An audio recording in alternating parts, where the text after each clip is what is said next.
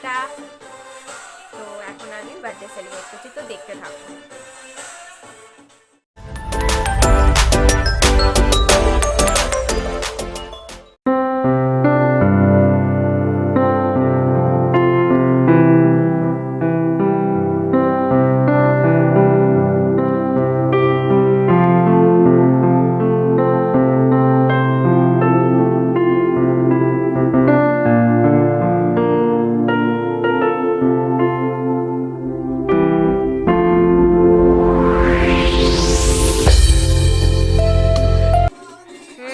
Video করেছি, আমার এখানে লেগে গেছে।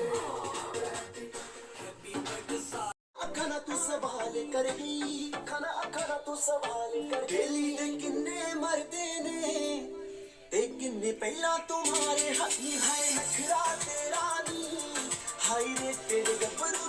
দেখলে আমি আমার বরের জন্মদিন সেলিব্রেট করলাম। তো এখন আমি রান্না বান্না করছি, তো একটু সময় নেই যে ভিডিও করব, তাও তার মধ্যে থেকে তোমাদেরকে সব কিছু শেয়ার করব। তো চলো, এখন আমি লুচি ভাজছি। তো লুচি দেখো ভাজা হয়েই গেছে মোটামুটি। এবার আমি আমাকে সকালে ব্রেকফাস্টটা দেব জন্মদিনের দিন।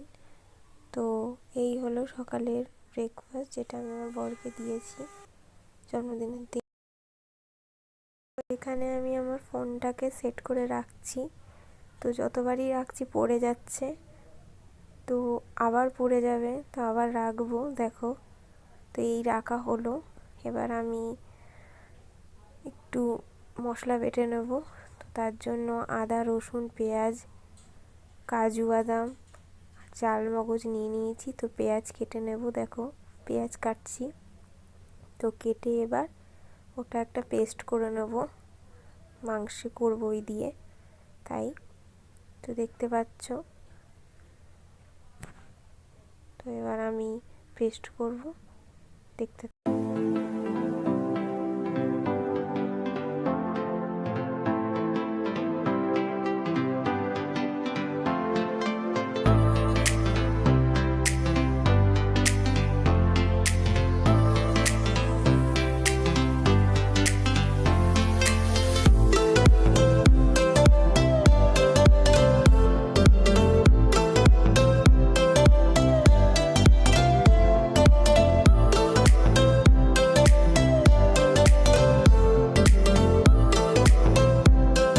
তেলের মধ্যে ফোড়ন দিয়ে দিয়েছি।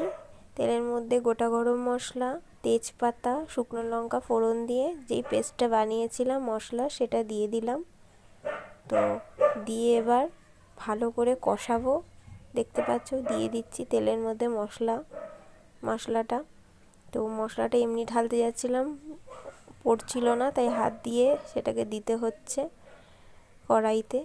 তো এবার মশলাটাকে তেলের মধ্যে দিলাম, দিয়ে ভালো করে নাড়াচাড়া করে কষিয়ে নেব।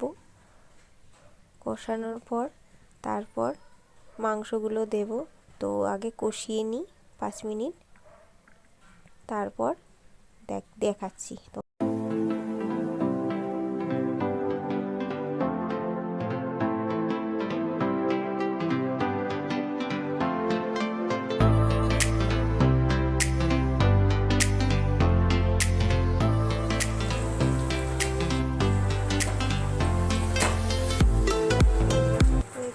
মশলাটা কষানো হয়ে গেছে, দেখতে পাচ্ছ তেল ছেড়ে দিয়েছে। তো আমি 1 ঘন্টা আগে দইয়ের মধ্যে মাংসগুলো ম্যারিনেট করে রেখে দিয়েছিলাম। তো সেই মাংসের পিসগুলো মশলার মধ্যে দিয়ে দিচ্ছি, দিয়ে ভালো করে নাড়াচাড়া করে নেব। নাড়াচাড়া করে বাটিতে যে দইটা ছিল সেটাও দিয়ে দিলাম। তো এবার দেখো আমি নাড়ছি ভালো করে। মাংসটা ভালো করে নেড়ে চেড়ে কষাতে হবে, যত ভালো করে কষানো হবে তত মাংসের টেস্ট হয়। কষিয়ে নিই, তারপর তোমাকে দেখো।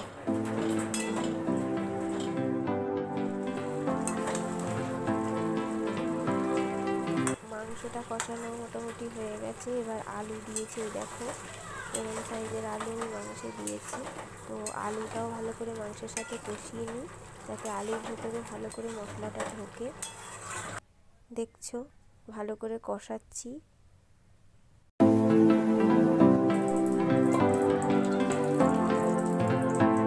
পাচ্ছ মাংস আর আলুটা কষিয়ে প্রেশার কুকারে দিয়ে দিয়েছি, দিয়ে জল ঢেলে দিলাম প্রেশার কুকারে।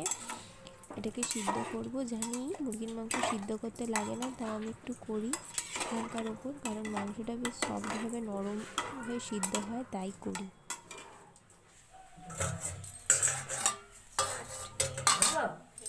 পায়েস, এটা হচ্ছে চাটনি, আর এটা হচ্ছে মাংস। তো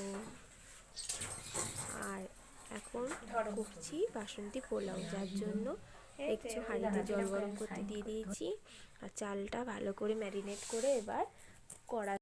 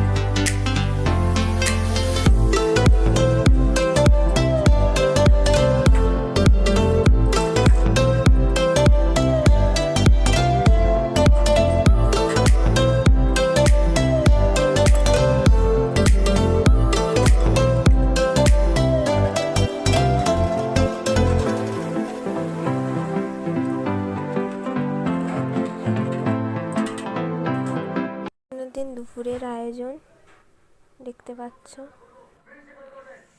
আমার মহারাজ খেতে বসেছে, বার্থডে বয় খেতে